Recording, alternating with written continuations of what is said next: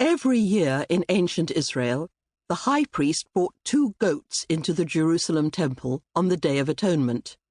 He sacrificed one to expiate the sins of the community, and then laid his hands on the other, transferring all the people's misdeeds onto its head, and sent the sin-laden animal out of the city, literally placing the blame elsewhere. In this way, Moses explained, the goat will bear all their faults away with it into a desert place.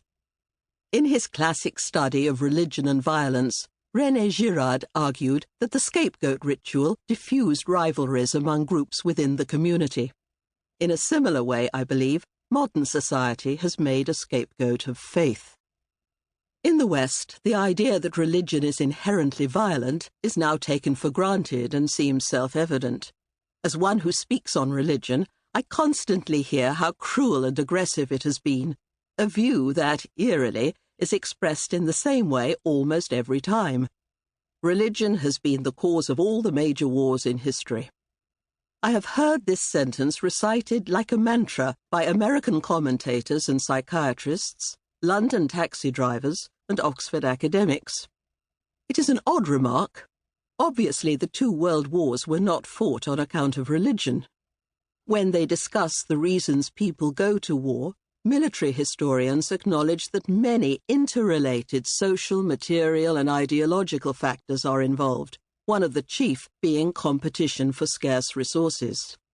Experts on political violence or terrorism also insist that people commit atrocities for a complex range of reasons.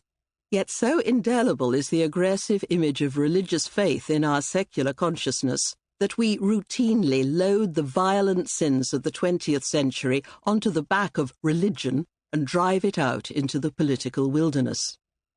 Even those who admit that religion has not been responsible for all the violence and warfare of the human race still take its essential belligerence for granted. They claim that monotheism is especially intolerant, and that once people believe that God is on their side, compromise becomes impossible. They cite the Crusades, the Inquisition, and the wars of religion of the 16th and 17th centuries. They also point to the recent spate of terrorism committed in the name of religion to prove that Islam is particularly aggressive. If I mention Buddhist non-violence, they retort that Buddhism is a secular philosophy, not a religion. Here we come to the heart of the problem.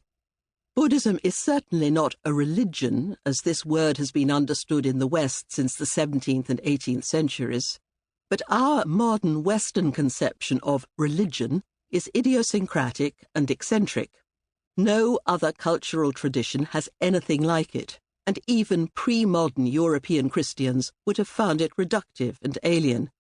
In fact, it complicates any effort to pronounce on religion's propensity to violence.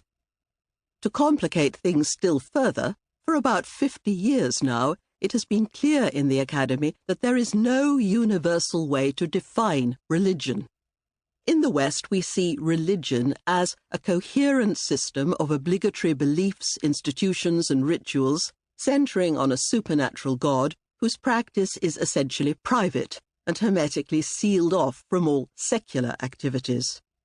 But words in other languages that we translate as religion almost invariably refer to something larger, vaguer, and more encompassing.